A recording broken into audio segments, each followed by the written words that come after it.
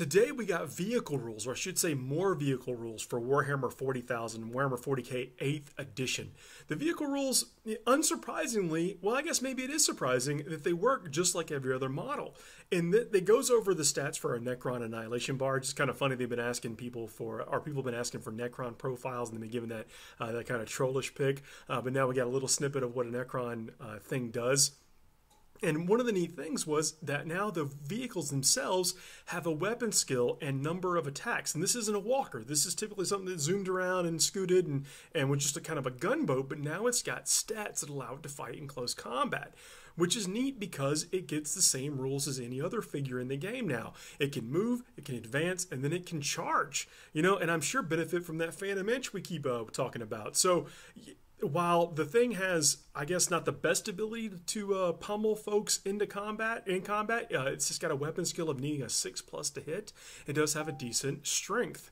And that's one of the things that it tells us here is that vehicles, when they attack, they're not going to be very awesome, you know, I guess, representative of a high weapon skill, a lot of deftness with their swings, but when they do hit, they'll be able to pack a punch, which, you know, I guess that's what we expect. And then it goes on to further elaborate that the orcs and things like that have vehicles specifically designed for combat, I can imagine a wrecking ball or, you know, things like, you know, I don't know, we can come up with lots of things that maybe have things you stick on, gubbins and whatnot, to vehicles that give them an extra kind of benefit into close combat. I can imagine like Chaos Rhinos, if you take, you know, some spikes on them or whatever, maybe they get some kind of bonus or strength in combat, or maybe a better AP. Who knows? That will reveal itself over time.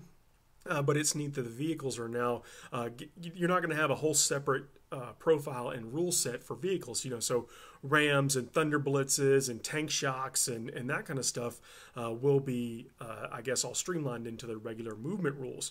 But, you know, that leads us down to even a different path. Now, like screening units and stuff that we've talked about that you should be used to be able to plow through with a tank shock won't be the same.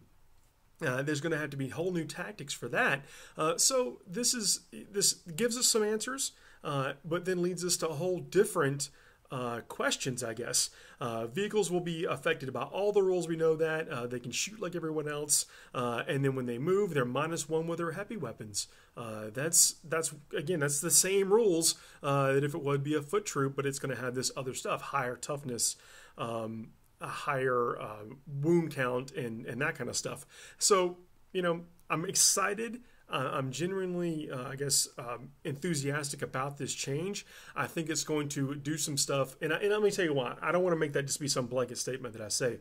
The reason that I am is because this is going to add some tactical flexibility that didn't exist before with the vehicles. You are going to be able to charge things to get extra movement. So I'm going to imagine you move, including advance, and then charge. This is going to be great for and maybe a late game objective grab, maybe doing that final wound to get something that has a low armor value or higher, depending on which way you look at it. Often an objective, you might have some stats like this Annihilation Barge has 3 attacks. You know, that could be enough, and even needing a 6, but with a high strength to get that last character off an objective or do a wound to a dreadnought.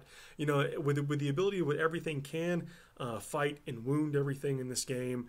This is going to give some flexibility that really just previously didn't exist with the vehicles. But really what we're looking at here is you're not having to memorize a whole new rule set to still be able to use the vehicle, which means there's going to be less slippage in the rules. People are going to be more consistency in more games, which should, you know, I guess, lead itself to a better experience on both sides, no matter what happens. And you're going to get an interaction, which this is a level of interaction with the vehicles that we just didn't have before. The Q&A session was today, and the Q&A session was cool, but it was mostly people wanting to talk about Primaris Space Marines. I can't blame them; they are cool. It was kind of really hinted at that you know, the flaws, and this is in the article, but it was even further spelled out and elaborated. The flaws from the gene seeds from the other chapters are going to make their way into the Primaris Marines, which is neat. You know, it's going to allow you to take these new figures and still incorporate them into the theme and story of your army without feeling like you're making too many compromises or sacrifices to whatever theme you're going for. We did get some information on a Power Fist, and I'll go ahead and talk about this right now, although we'll talk about it more on the podcast coming up for next week. But the Power Fist, no longer a compromise in initiative. It's still going to swing, or you can opt to swing with it at the higher strength, but you're going to be a -1 to hit. I don't think any of us expected that. You're going to see these things, and so more on that to come. But then we also got a wound allocation tidbit of the rules, where it's going to go back to the way it was before. The defender will be able to pull off models as he wishes. You're no longer going to have to, really think about where you place. Is my last cannon in the front by mistake? Is my melta gun in the front by mistake? Can I put it in the back? It seemed like from the Q&A that you're going to be able to allocate the models or the wounds as you wish. Now, to me, this is something that I enjoyed being able to have some cunningness in where I did my movement, or in some positioning, that may have given me an advantage in the game. So, maybe it was needlessly tedious. I don't know. We'll see. But I think I'm going to miss that. But I think with everything else we're getting, I probably won't even remember that it was there as we get further in this edition. Anyway, thanks a lot. Please like, comment, and subscribe to this channel if you haven't already. It's been really cool seeing everyone, all the new folks. Thank you very much for joining us. Hope to see more of you.